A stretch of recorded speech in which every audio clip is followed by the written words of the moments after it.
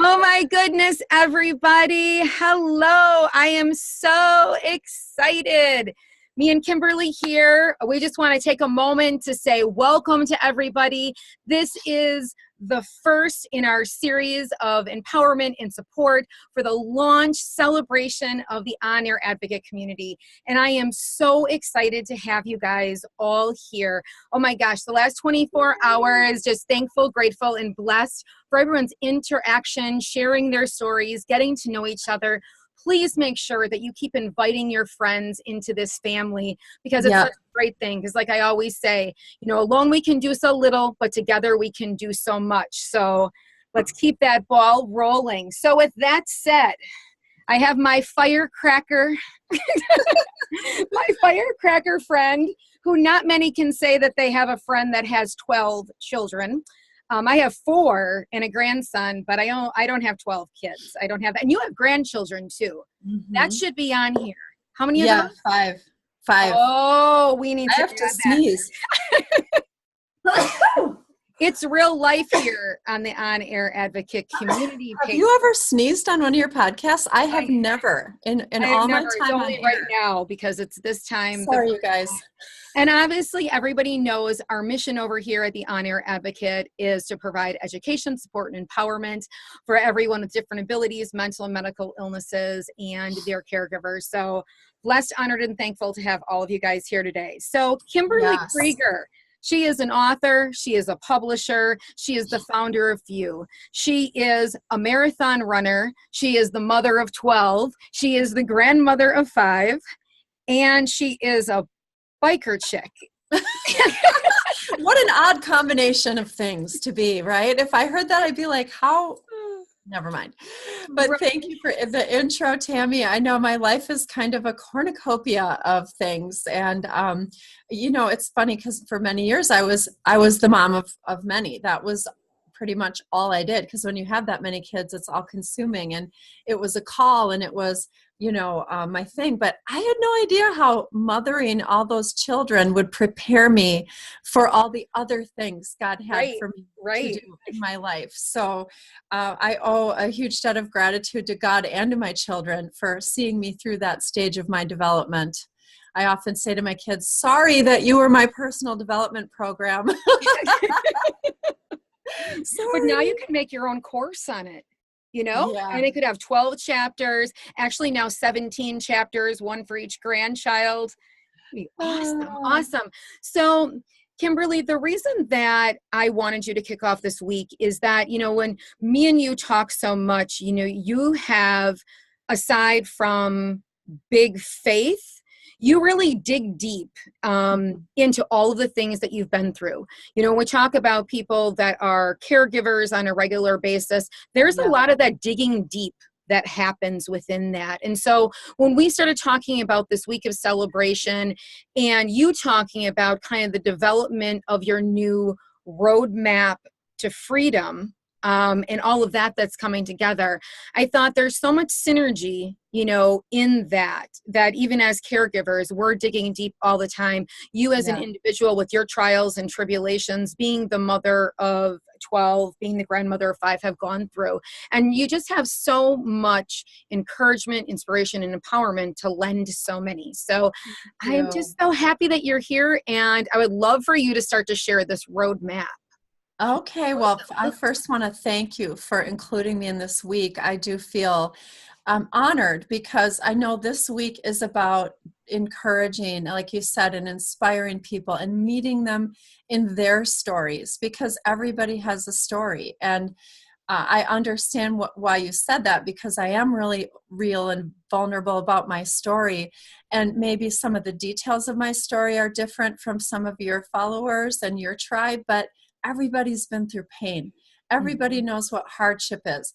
Everybody knows, what in life kind of broke them down, Right. And so I tell my story, even if the details don't resonate with you, the idea of being broken and then being built back up into something or someone stronger and having all your broken pieces put together in a beautiful mosaic so that something beautiful can come out of all the brokenness.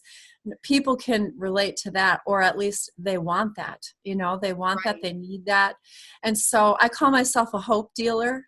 And so, if you need hope today, you came to the right place. I kind of just live to take hope around the world. Like that's my jam, Yes. So, yeah, this roadmap to freedom is such a cool, amazing thing. And I love to brag on this stuff because none of it was my idea. So, it's all coming, it's like coming out of my few factory, as I call it. The Fellowship of Extraordinary Women is doing amazing things. And this is another one, but it's like very few of these are my ideas. They're inspired by God or other people that are way smarter than I am or way more creative. And this is one of them. Several years ago, I released a book called Free. And this book is based on and the story of 1 week in my life. And I'll tell you about that week in a minute.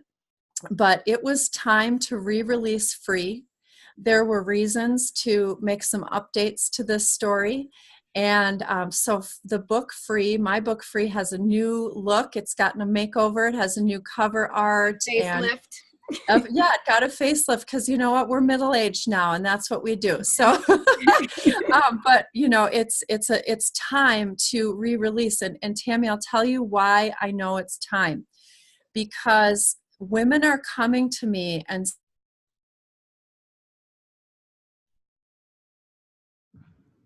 I'm like, what? And that'll make more sense to your viewers in just a moment. But what I'm discovering is my book is launching people onto their own personal healing journey. And that's exactly what the Roadmap to Freedom is all about. So I'm going to back up now to that 1 week in my life in 2010. It was the week of the Festival of Tabernacles. It's one of the Jewish festivals or feasts that's celebrated in the Old Testament.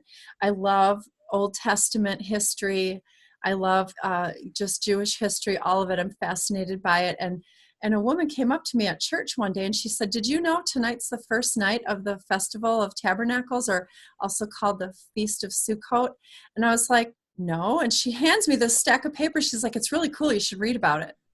So I read about it, and basically in a historical context, God was saying, I want you to 1 week every year, I want you to remember your time in the wilderness when you had nothing and you relied on me for everything, and I came through for you. That's my version, the KJK version of the Bible. And so I'm reading this and I'm like, wow, this is totally cool. They had to actually have tents and go stay in their tents for a week, just like their ancestors did in the wilderness, just to remember. They didn't even have permanent homes.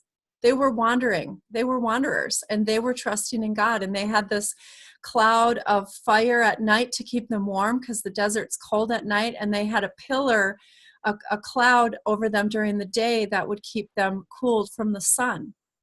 And like everything they needed was provided for. Their shoes didn't wear out. Their clothes didn't wear out. Food, manna was on the ground every morning. And God was saying, just remember I'm faithful to you. And that when you think you're down to nothing, I'm always up to something.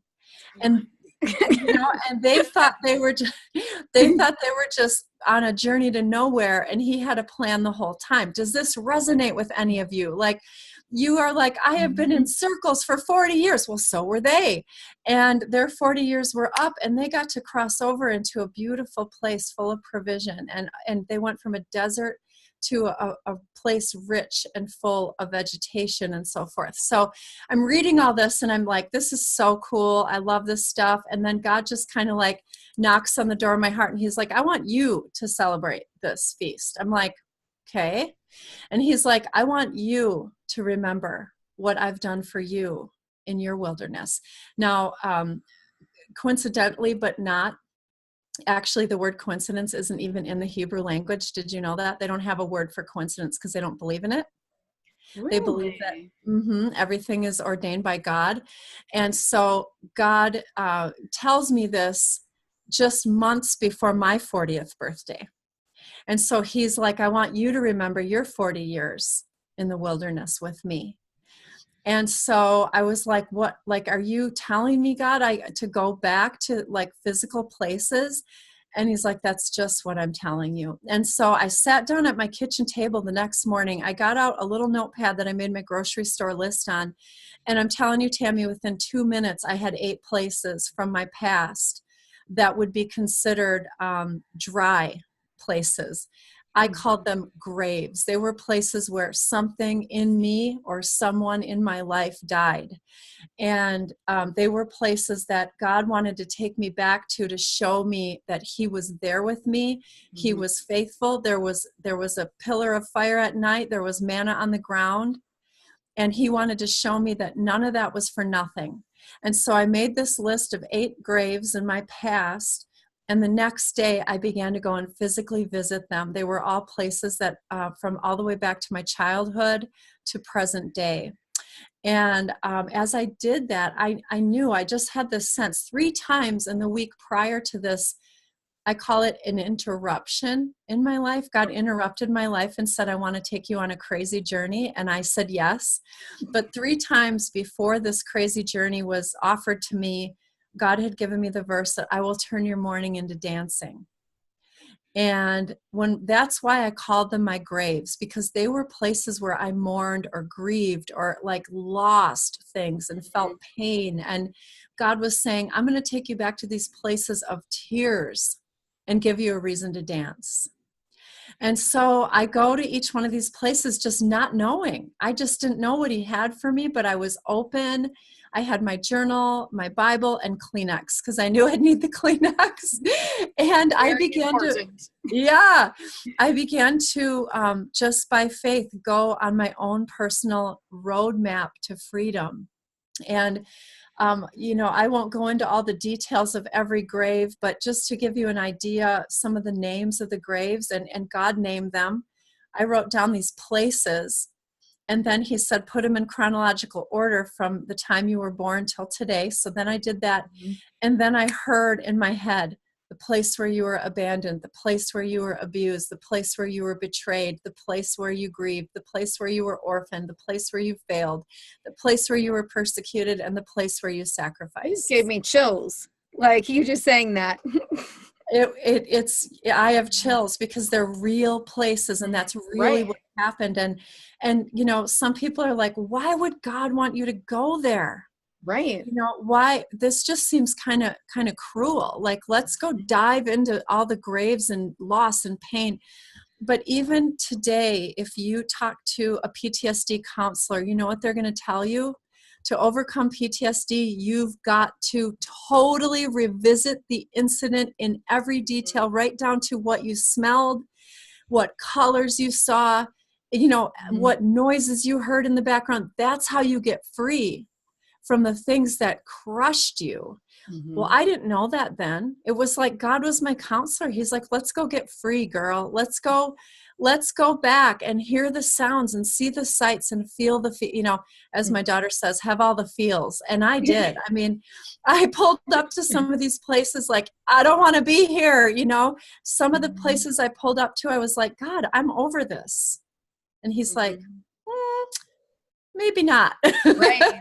Because sometimes when you open it up a little bit, you realize that you are not quite that far. Right. As far as you thought you were. Because sometimes we think we're through things that we're really not quite through. That we've accepted things that we maybe have only a portion accepted. But if you start digging a little bit, you realize that has not happened. Well, I'll give you an example. I pulled up to the place where I was abused, and my thought was, God, why am I here? I forgave my abuser. I'm over this. And he's like, just sit here with me and just look at the house, just look at the place and remember the memories. And the second I remembered the abuse, I felt massive flood of shame. And I just heard God say, you may have forgiven him, but you haven't forgiven you. And Tammy, I'm going on my 40th birthday, and this stuff happened when I was 15 years old. And I'm like, I've been walking around for, going on 15 years, double my life, blaming myself for abuse that happened to me. I had no idea. I had no idea. I didn't recount the incident often. You purposely don't want to think about it, you know? Right. And so as I'm forced to sit there and think, I'm face to face with my own shame.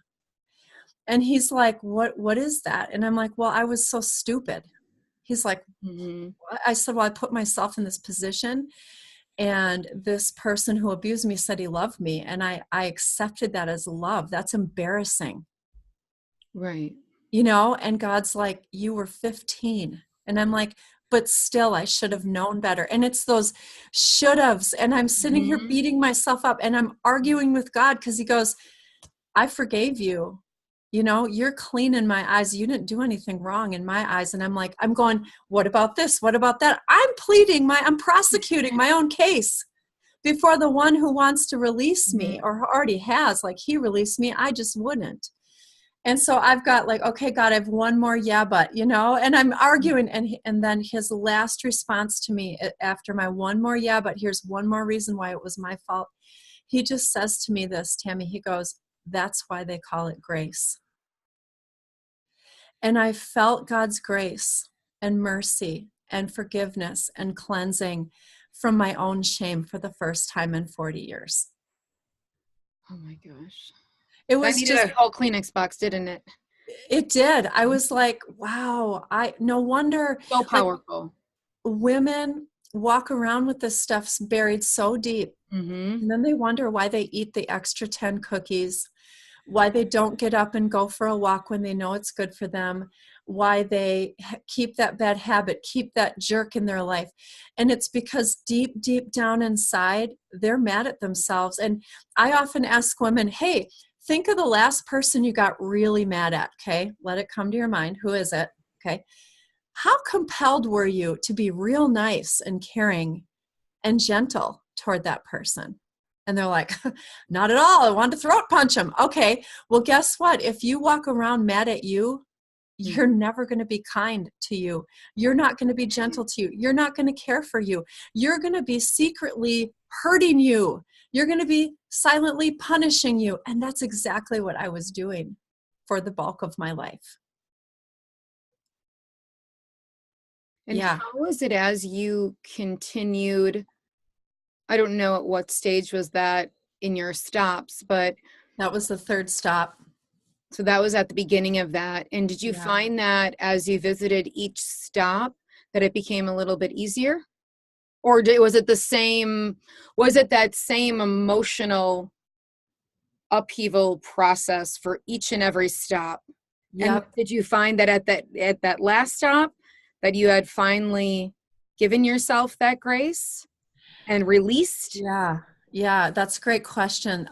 So what was interesting is, even though I knew I was going to drive up to some pain, like I was signing on for pain. Okay. I knew that.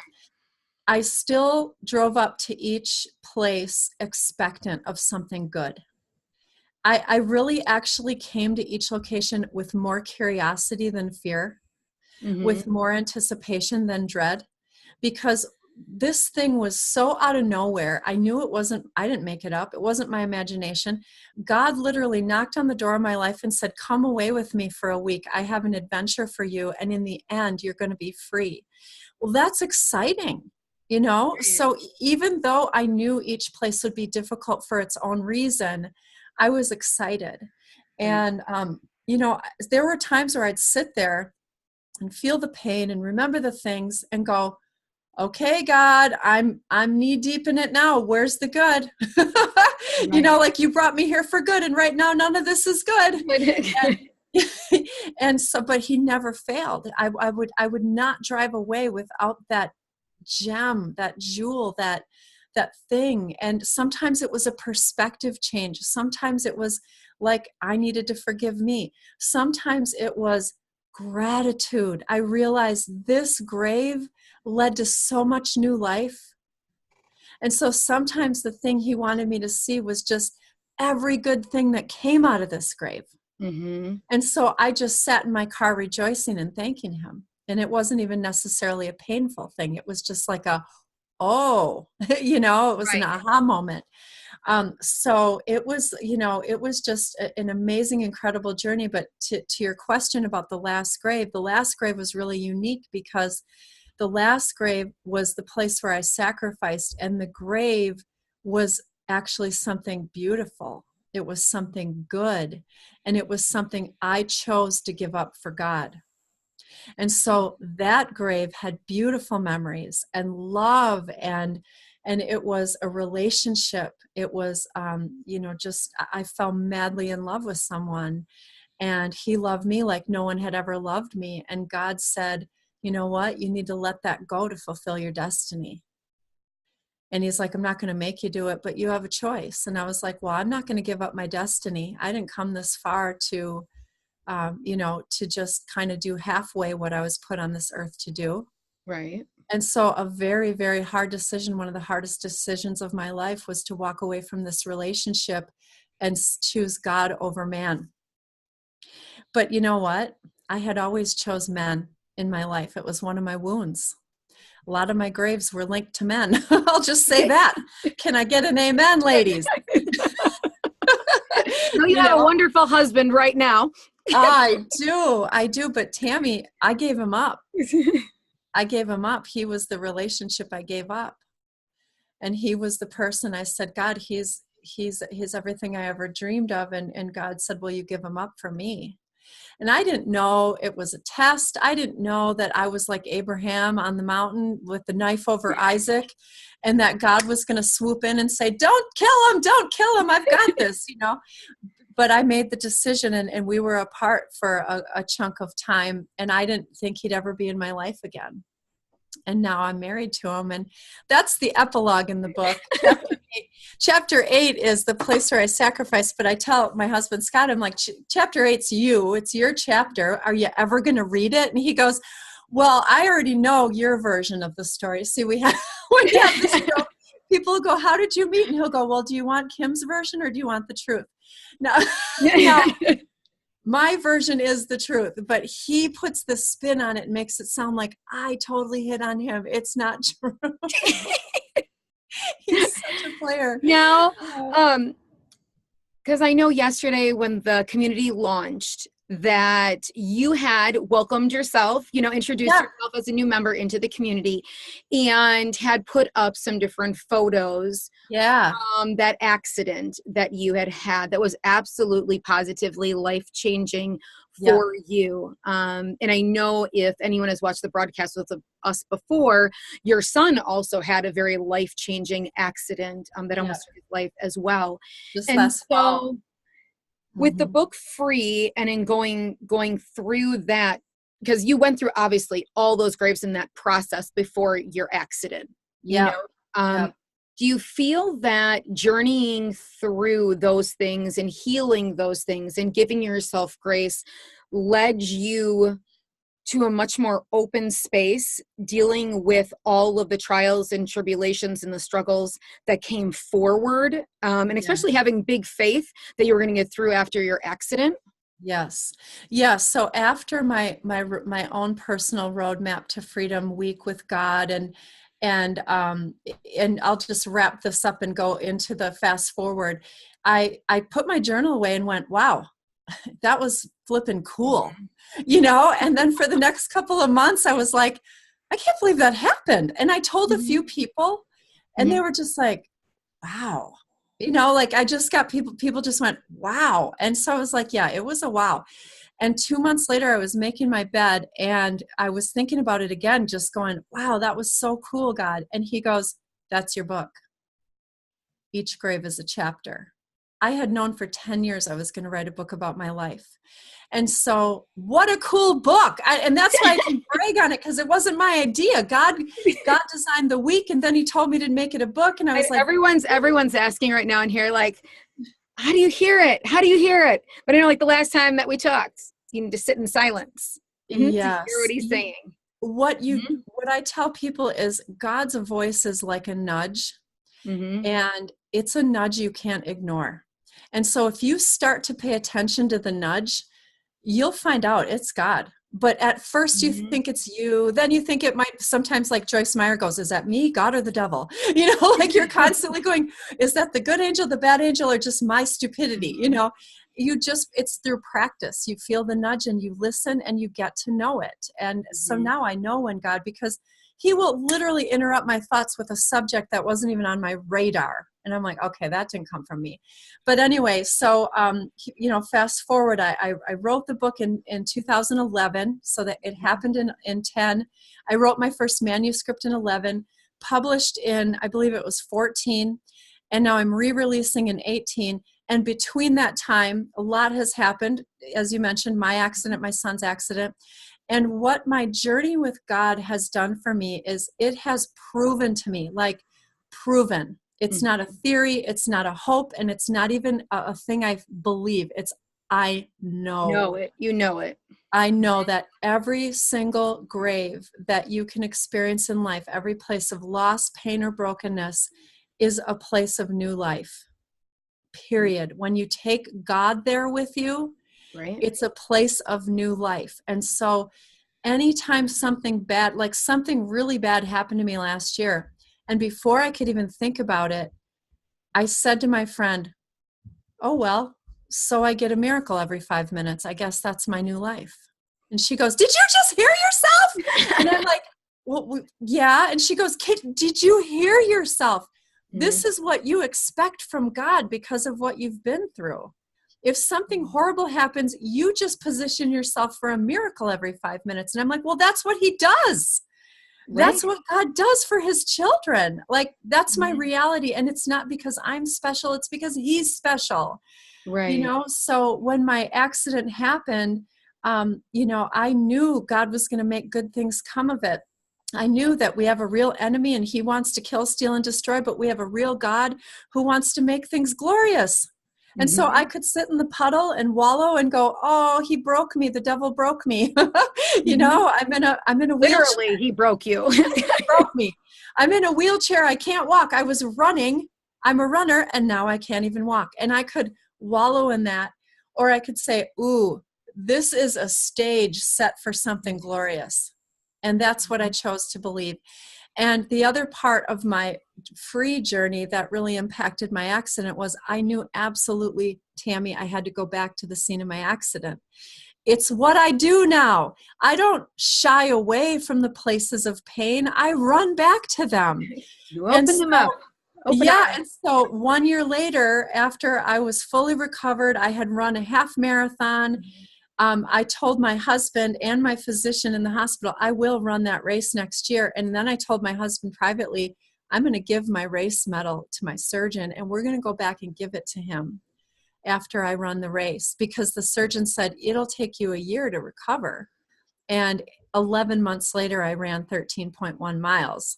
So I took him my medal, and that same day, or the day before, was the 1 year anniversary of my accident. And I said to my husband, I'm going to put on my running clothes and we're going to drive over there and I'm going to just run across that intersection. And I said, I want you to take pictures of me and I want you to take a video and I want you to get this on film, because I will run on 2 legs across the place where I could have been killed or paralyzed or, you know. And so there's a picture of me in the middle of the intersection going like this. And I know that's because God took me on that healing journey and he taught me how to be healed. I don't heal myself. He heals me, but he taught me how to take him with me through those places so that I can come out an overcomer on the other side. And I think as we relate so much to within our community here with caregivers, with others that are going through, chronic medical illness, pain on a daily basis, dealing with mental, health issues, all of that, whether you're a family member, whether you're, a removed caregiver that is a part of it, or the person going through the struggle themselves, I think that there is so much pain, like you talked about in the beginning, and there is so much self-evaluation that has to happen. And you need to dig deep within inside of yourself. So much of the time as we have kiddos that are born a lot of times, like my son Marcus, that I didn't know that there was going to be anything wrong. And here, we suffered a brain injury as well as complex medical issues. And 21 years almost later, I can say the best blessing from God in the whole entire world is embracing that God, he gave us burdens, but he also gave us big shoulders, and he blesses us each and every day. And there is a blessing inside of that storm, but we need to be able to revisit it, and we need to dig inside of ourselves and realize that we have to heal some of that pain, and we have to allow ourselves to do some of that mourning process, which I feel like when you went to those graves and you went to those spots, it allowed you to mourn. But at the same time, at the end of that, it allowed you to rejoice and become whole again. Yes. I mean, am I correct on that? I feel like, by doing that, and sometimes, when it is thrust upon us becoming caregivers, and we're not prepared, or even if we are, where we think we're prepared, we're probably not prepared. We need to allow ourselves that mourning. We need to allow ourselves that process to be able to go through, to come out on the other end looking at it that, life is happening for us, not to us, and embracing, whatever our new normal may be, and accepting it for what it is. Well, and on that note, my publishing company, Few International Publications, is releasing a new devotional this year, and it's on the subject of loss and grief. And I reached out to a woman I know who has a son with special needs, and I said to her, would you be interested in contributing? And she said, I feel so, she felt validated that I asked her, because there's this, I'll just call it a special kind of grief that comes when you find out, and these are her words because this is her story. She said, when you find out life isn't going to be what you thought it was, that you're raise the children, send them off, and enjoy life with your husband. She said, I might have a child with me for the rest of my life. And she said, that's real loss. You're giving something up. She said, my dream may never be what I wanted it to be. And she said, so you have the grief, and then you have the guilt because you feel bad because you have to take care of your child. And so there's all this stuff. And my word to those people who are listening and watching, and they have been through that, is feel it, go there, allow it. It's in there. Denying it doesn't make it go away. So write it out, or cry it out, or scream it out in the middle of a forest, whatever you have to do, but get it out of you, and then accept it. Accept what you can't change. And then find the good in it. Like I learned a long time ago to be a good finder. Yeah, a lot of crappy things happen in life, but there is a lot of good right there in the crap. Right there. Not even necessarily as a result of. There's that too. But I mean, right there in the garbage, like my family has been through so much, and right in the middle of that, there was love. And right in the middle of that, there was faith. Like we were torn apart as a family. There was violence. There was so much. But right in the middle of that, there was always hope. Right in the middle of that, there was always God. And so find the good that's already there, and then find the good that did come from it. What was that chain reaction of events that changed your life forever? Who is that person in your world today that you can't live without, that only came into your world because that crappy thing happened? That's the kind of thing that heals your heart and gives you peace with your life. Amen, amen, amen. Between you and my first interview this morning, I feel like if it wasn't raining here in Wisconsin, I would go running. I love it. I would too. I know. I looked outside and I was like, oh, treadmill today. Yes, it's quite yucky outside. So with the release of Few, are there any pieces that are kind of coming together with that? Classes, book launch, anything along those lines? Yep. So we've got an event planned, and this is really where the roadmap to freedom was born. I was like, how can I create an event that continues to promote my overarching theme message, which is to empower women to live extraordinary lives, surrounding this re-release of free. And when these women began to tell me, hey, I'm visiting my graves, and then I was like, oh my gosh, that's it. I need to encourage and equip women to say yes to their own healing journey with God and to draw their own roadmap to freedom. I was out to dinner with some ladies who I've known a long time. One of them I've only known 2 years, and she just leaned over to me and she said, hey, by the way, I read your book, Free. How did I not know about this book till now, by the way? And then she said, and I started visiting my graves. And I was like, what? This is the first person to tell me that. And then she said, I have 13 of them. And my heart just broke for her, Tammy. And I thought, 13 graves, like every woman has her own story and her own journey, and no two women's roadmap is going to look the same. And so I'm actually providing women with a physical map, and there will be roads and pathways, and there will be, instead of cities on this map, there's going to be words like abuse and betrayal and abandonment and failure and loss and persecution and on and on and on, and all the things women suffer. And I would love it if no woman had to go on this journey. That would be wonderful. But the reality is that in life we get wounded. You know, everybody does. And my message to women is, don't stay wounded. It's okay that you are. We all start out that way or end up that way at some point. What my message is you can be an answer in the world around you if you get healed. But if you stay wounded and you stay broken and you stay in those chains, then we stay a part of the problem, even without knowing it, right? That chip on our shoulder, or that sensitivity level, or that exceptional amount of codependency, which those are all my stories, that keeps you part of the problem. I was part of the problem for a long time until I said yes to getting healed. So at our event, this special event we've created for women, we are going to take women on a journey, help them create their own roadmap.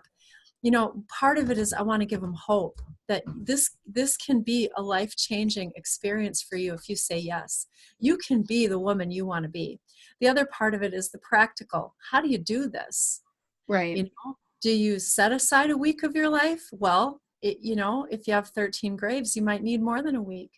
Right. You know, but we talk about those things. And then what do you do when you get there? You know, how does this conversation go with God, especially if you don't know how to hear his voice? Right. What do you do? And I'm going to be quoting Tammy Flynn, and I'm going to be saying, you get quiet. You shut your cake hole. you shut your cake hole. Silence and hear what the Lord is saying. You really do. I feel like our world, we put so much noise around us all the time to have to avoid digging deep. You know, and that comes up for relationships. It comes up for, you know, our entrepreneurship, our businesses, our workplaces, and it also comes up for our family, our friends.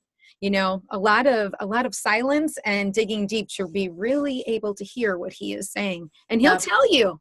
He'll tell you. You know, like in my case, a lot of it was he brought a memory. So I didn't hear him talking and conversing with me right away. It was memories. And for example, my first stop was my childhood home, and all my memories were in black and white. And I was like, that is so weird. I'm picturing everything in black and white. And then I heard God say, why is that? And I'm like, well, because the cloud that was over me in my memories was blocking out the sun. And so everything was under a shadow. And then God's like, what's the cloud? And he made me name the cloud. And part of it is just a conversation where I'm like, there's a cloud. What's the cloud? But I know his spirit is driving that conversation. And so I want to talk women through all that and say, just trust. Don't second guess everything you hear up here. Right. Trust, jot it down, let it flow, see what comes to you. And don't let the fear of the pain keep you from doing this, because what is that saying? Your dreams are on the other side of the pain, or other side of the fear. That's what it is, right? Mm-hmm. Everything great that is on the other side of fear. It is on the other side. And like we talk about going afraid. Yes. I mean, if anyone thinks in my almost 21 years of journey and your whole roadmap of journey that there hasn't been all of those moments of being afraid and moving forward and wondering, but I don't ever wonder. I just know that I'm going to go, and I don't know how it's exactly going to work itself out, but he's going to take care of it. But it's having that kind of faith and having hope and belief, because if we don't have hope and belief, what do we really have? Yeah. And especially when we live caregiver life every single day. If we don't hope and believe that it's something better and that things are happening, for us, not to us on a daily basis, it'd be quite daunting. People wonder sometimes, I find a lot of laughter in a lot of things, even medical things. I spend a lot of time at the hospital. I find humor in some things because, if you didn't laugh, sometimes you would cry. You need to just embrace it. You'd have to embrace the situation for what it is. Not what you thought it was going to be. We have a saying in our family: tragedy plus time equals comedy. And that's where that saying, "Oh, too soon," comes from. Because it is. This is going to be funny. It might be too soon, but someday we're going to laugh at this. But when you mentioned my son's accident, and I just feel like this is such a good metaphor for this whole roadmap to freedom. My accident, getting hit by a car while running, prepared me to be the caregiver to my son when he was in a terrible car accident last fall. Everything that I brought out of my accident, the gratitude, the faith, the fearlessness, knowing that no matter how much your enemy tries to hurt you, God's going to build you back up stronger. Mm-hmm. You're going to get a payout. Like God, what the enemy designs to be a setback, in God's world, it's a setup for something better. And so I'm able to pour all this into my son and speak to him from my own accident and say, you're going to be strong one day, but right now you have to heal. Your priority is healing. And this feels like, the whole universe is against you, but it's not. God is for you. And if God is for you, who can be against you? And all these things. And so this is really a metaphor for why God allowed me to have all those graves, write the book, and then create the roadmap to freedom. I'm going to do for women in their inner healing life what I did for my son in his medical needs and with his accident. And I'm just going to say, okay, I've been through this, and I'm going to show you how to get through this so you're stronger, you're more whole, you're able to help other people, you're going to be an inspiration. Let's do this together. Let's go. Yes, she's ready right now. So Monday, July 16th at Revere's Wells Street Tavern in Delafield, Wisconsin, 6 p.m. And we'll post a link in the comments below. We are going to have our Roadmap to Freedom event. It's completely free for women only. The registration link is... Any men in this group are going to be like, what's up with that? Yeah, sorry guys. We'll create something for you. You're going to have to follow me on Facebook and watch my podcast. That's about all men get from me. I'm not, sexist. I just know I'm called to help women. No, I help men as well. I've had male clients. I've spoken to audiences of men and women. But Fellowship of Extraordinary Women, if it was for men, it would be called FEM. That's all I'm saying. So now, a quick question. If you do not, because obviously there is many of our viewers that do not live in Wisconsin. So, we have, a grouping of that. Are you eventually possibly going to do this in maybe a webinar format to chat for them? Or after that first run through it, kind of see how that event goes and maybe take film or posts from that event? Well, I was actually thinking about doing a Facebook Live during the event. Oh, awesome. I may. So if you guys are interested in that, find me on Facebook. My business page is Kimberly Joy Krueger and the Fellowship of Extraordinary Women. My personal page is just Kimberly Joy Krueger. Friend me, follow me, both. I'd love that. Mm-hmm. Yes, I actually have totally considered doing it as a webinar format and making that a free option available to people all over the country and world. I just feel like this is my mission in life, is to help women get whole, get healed, and live the extraordinary lives that they were designed to live. It's the hour for women. I'm not even a little bit a man hater. I think God's creation and design was perfect, but in his original design, men and women were working side by side to subdue the earth and rule over it. And so women have a place of authority in the world that they haven't always stepped up to, or they wanted to and weren't allowed to, or, just think about the generations of women that were just told, no, sorry, right. That's not your place. Well, we have a really different opportunity today than almost all of history had for women. Right. And so it is our time to step into that and step up and become all that we were made to be the answer. Women are incredible problem solvers, and we're amazing collaborators. And I really believe a lot of the problems in our world aren't yet solved because so many women have not yet taken their place on the stage, but they will. And trust me when I tell you, I will see to it. I will see to it that women take their place on the stage. Pass that down to all of her daughters and her grandkids, which yes, if you give it a little more time might be like 32, 30. You gotta. Exactly. Even if it's future generations, my legacy will be women take your place on the stage of the world. We were designed to be an integral part of the process.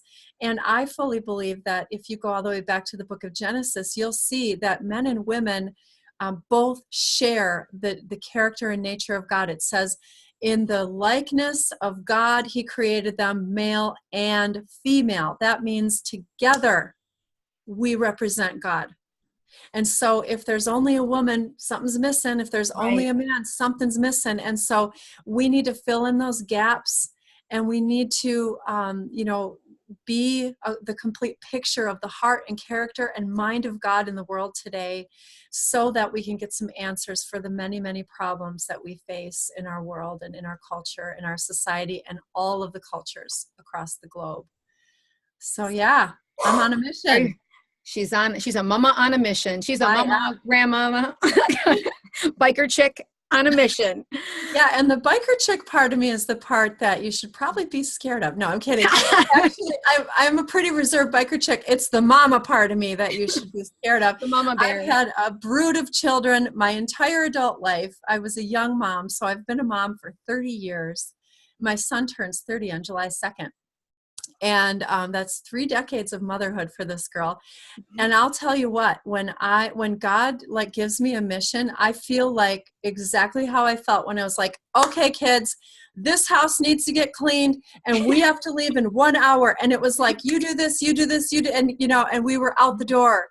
And everybody played their part. And there was usually some obstacles, but we overcame them. Right. Because as we've talked about on a personal level, when you have multiple children, or maybe even when you have only 2 children that can argue with each other, it's not like it's all like peace and harmony. Oh, never. Like real parenthood. Never. Like real talk. No, but it was like God made me an activator from the time that I could, walk. And I've been activating my kids and my family. And now he's saying, activate women. And it's awesome what I get to do. I love what I get to do. And I love that my story had so much purpose. Like there are times when you're hurting and you're broken and you're alone and you're the caregiver and nobody's giving you a break and nobody cares and nobody knows how hard your life is and everybody's off flitting around at Summerfest, but you don't have anyone to watch your loved one that you're caring for or what have you. And in those moments, you just feel like I got the short stick. How come I got the short stick? And I felt like that many times. And now on the other side, I can tell you there is a purpose for your pain. God is going to use it for amazing, wonderful, glorious things. And you don't have to stay hurting. You don't have to stay broken. You don't have to stay wallowing. You can get up and out of that pit and you can have a new life. Your circumstances might not be all that different, but your life can be very different. Your heart can be very different. Your mouth can be very different. This mouth has gone through a lot of makeovers, Tammy. I'll tell you. Woo! Thank goodness. Thank goodness for that. But all of that can be changed even without a circumstantial change. Right. Because our circumstances do not define us. They do not. They do not. So on that note, today is Tough Cookie Tuesday. So you're a tough cookie. And this has been absolutely phenomenal. We're going to drop everything below, all the links, how you can follow Kimberly. Also, that invitation, if you are in Wisconsin, you can do that below. Something else is that if you do listen to this on the replay or you're listening to it now, if you don't live here and you would be interested in her providing a webinar or something else on this, drop it below this live. Say, hey, I would be interested in that. You know, if you make that happen, please let me know. Love to hear from you.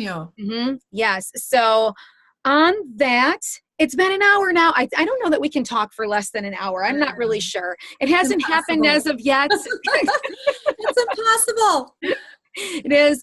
I want to leave you guys all with thank you again for embracing this community. It absolutely means the world to me, but ultimately we are doing this because of each other. You know, this is for all of us, each and every one of us. So make sure if there is anybody, like I said at the beginning, that you think should be involved in the On-Air Advocate community, that you bring them on over. And I'm going to be back again tonight at 8:30 p.m. We'll be on with Robin Richards from Mama's Momentum, and she is another one. By the time you're done with Tuesday, Wednesday, and Thursday, you're going to be able to run a marathon this weekend. You're going to you're just going to launch, just going to be off the launch pad. That's well, Tammy, I can't get off this podcast without plugging you and what you're doing for families all over the place. I mean, you're just a force to be reckoned with, and thank goodness for that, because so many people need you, and you have just filled in so many gaps. You're an answer, and what I love about you is you're helping other people be an answer, and then you're collecting all these answers and putting them in one place. You're just an answer upon an answer. So I'm so honored and blessed to be a part of your launch week, and always willing to lend a hand to your cause. I just love what you do, and I love the heart with which you do it. So congratulations on all of your success. Thank you so much. Yeah. And really, it's all of us coming together. Yesterday, I had a moment of tears as I was watching all these different people who don't know each other that I know are going to be so perfect and really need to, you know, interact with each other in each other's lives coming together. So I am so excited for all of this. Thank you for your kind words, Kimberly. So on that note, let's all possibly go grab some lunch if we can. Yeah, take care of your temple. Yeah. Right. So take care of yourself. I will see you guys tonight on another live at 8:30 p.m. this evening. As always, if you need any more information that is not on the live, just head on over to our website. Everything is also hub there at www.onairadvocate.com. Thanks so much, Kimberly. We'll talk soon. Bye, everybody. Bye-bye.